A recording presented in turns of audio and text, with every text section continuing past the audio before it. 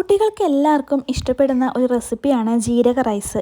കുട്ടികൾക്ക് മാത്രമല്ല മുതിർന്നവർക്കും ഇഷ്ടപ്പെടുന്ന റെസിപ്പിയാണ്. നല്ല വറുത്തരച്ച ചിക്കൻ കറിയുടെ കൂടെയും നല്ല ബീഫ് കറിയുടെ കൂടെയും ഒക്കെ കഴിക്കാനായിട്ട് അടിപൊളിയായിട്ടുള്ള റെസിപ്പിയാണ് കേട്ടോ.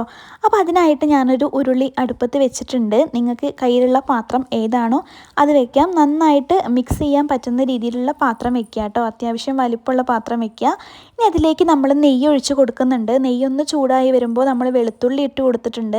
ഞാനിവിടെ 5 വെളുത്തുള്ളി ചെറിയ കഷ്ണങ്ങളാക്കിയിട്ട് കനം കുറച്ച് അരിഞ്ഞതാണ് കേട്ടോ. ഇനി അതൊന്ന് മൂത്ത് വരുന്ന സമയത്ത് നമുക്കതിലേക്ക് ജീരകം ഇട്ട് കൊടുക്കാം. ജീരകം ഇട്ട് കൊടുക്കുന്ന സമയത്ത് ഫ്ലെയിം ഒന്ന് ഓഫ് ചെയ്തതിന് ശേഷം ഒന്ന് നന്നായിട്ട് മിക്സ് ചെയ്തിട്ട് ജീരകം കരിഞ്ഞു പോവാത്ത രീതിയിൽ വേണം കേട്ടോ നമ്മളൊന്ന് റോസ്റ്റ് ചെയ്തെടുക്കാൻ വേണ്ടിയിട്ട്. അതിനുശേഷം നമ്മൾ ചെറുതാക്കി അരിഞ്ഞ് വെച്ചിട്ടുള്ള ഉള്ളി ചേർത്ത് കൊടുക്കാം. ഒരു സവാളയാണ് കേട്ടോ ഞാൻ ചേർത്ത് കൊടുക്കുന്നത്. കാരണം 1 ഗ്ലാസ് അരിക്കാണ് കണക്കാക്കിയിട്ടാണ് ഞാൻ ഈ ഇൻഗ്രീഡിയൻസ് എടുത്തിട്ടുള്ളത് കേട്ടോ.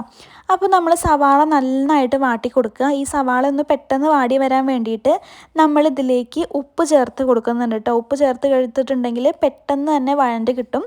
അപ്പോൾ നന്നായിട്ട് വഴറ്റിയെടുക്കുക. ഇനി ഇതിലേക്ക് നമ്മൾ വേവിച്ച് വെച്ചിട്ടുള്ള ബസുമതി റൈസ് ചേർത്ത് കൊടുക്കണം കേട്ടോ. ബസുമതി റൈസ് പട്ട, ഗ്രാമ്പൂ, ഏലക്ക, തക്കോലം അതുപോലെ തന്നെ കുറച്ച് ഉപ്പും ചേർത്ത് ഒട്ടിപ്പിടിക്കാതിരിക്കാൻ വേണ്ടിയിട്ട് 1 സ്പൂണ് ഓയിലും ചേർത്ത് കൊടുത്തിട്ടാണ് ഉണ്ടാക്കിയിട്ടുള്ളത്. ഉണ്ടാക്കി കഴിഞ്ഞതിന് ശേഷം ഞാനതൊന്ന് തണുക്കാൻ വെച്ചിട്ടുണ്ടായിരുന്നു.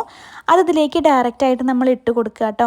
എന്നിട്ട് തീ നല്ല ഫ്ലെയിമിൽ കൂട്ടി വെച്ചതിന് ശേഷം നന്നായിട്ട് മിക്സ് ചെയ്ത് കൊടുക്കുക. അരി ഒരു 90% മാത്രം കുക്ക് ചെയ്താൽ മതി. കാരണം ഇതിലിട്ട് മിക്സ് ചെയ്യുന്ന സമയത്ത് ബാക്കി കൂടി ഇത് കുക്കായി കിട്ടും കേട്ടോ. ഇനി നമ്മളെ റൈസൊക്കെ നന്നായിട്ട് മിക്സ് ചെയ്തിട്ടുണ്ട്. ഉപ്പൊക്കെ കറക്റ്റായിട്ടുണ്ട്. ഇനി ഇതിലേക്ക് നമ്മൾ മല്ലിയില ചേർത്ത് കൊടുക്കണം. മല്ലിയില നമ്മൾ ഗ്യാസ് ഓഫ് ചെയ്തതിന് ശേഷമാണ് കേട്ടോ അതൊക്കെ ചേർത്ത് കൊടുക്കുന്നത്. മല്ലിയില ഒരു പ്രത്യേക ഫ്ലേവർ തരുന്നതാണ് കേട്ടോ ഇതിന്. മല്ലിയില എത്രത്തോളം ചേർത്ത് കൊടുക്കാൻ നിങ്ങൾക്ക് ഇഷ്ടമാണോ അത്രത്തോളം നിങ്ങൾക്ക് ചേർത്ത് കൊടുക്കുക കേട്ടോ. നല്ലൊരു ഫ്ലേവർ തരും. എന്ന് വെച്ച് അധികമായി പോവരുത് കേട്ടോ. അപ്പോൾ ഞാനിപ്പുറത്ത് ഇതിന് വേണ്ടിയിട്ട് ഒന്ന് വറവിടാൻ വേണ്ടിയിട്ട് അണ്ടിപ്പരിപ്പും അതുപോലെ തന്നെ മുന്തിരിയും ഒന്ന് നെയ്യിൽ വാട്ടിയെടുക്കുന്നുണ്ട്. ഇതൊന്ന് വഴറ്റിയതിന് ശേഷം ഇതിലേക്ക് ഡയറക്റ്റ് ആ നെയ്യോട് കൂടിയിട്ട് തന്നെ ഒഴിച്ചു കൊടുത്ത് നന്നായിട്ടൊന്ന് മിക്സ് ചെയ്തെടുക്കുക കേട്ടോ.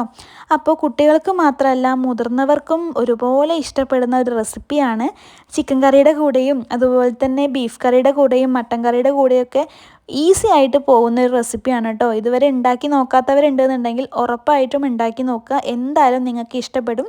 ആദ്യമായിട്ടാണ് എൻ്റെ ചാനൽ കാണുന്നതെന്നുണ്ടെങ്കിൽ സപ്പോർട്ട് ചെയ്യുക, സബ്സ്ക്രൈബ് ചെയ്യുക. ഇനിയും പുതിയ വീഡിയോസായി കാണുന്നത് വരെ ബൈ.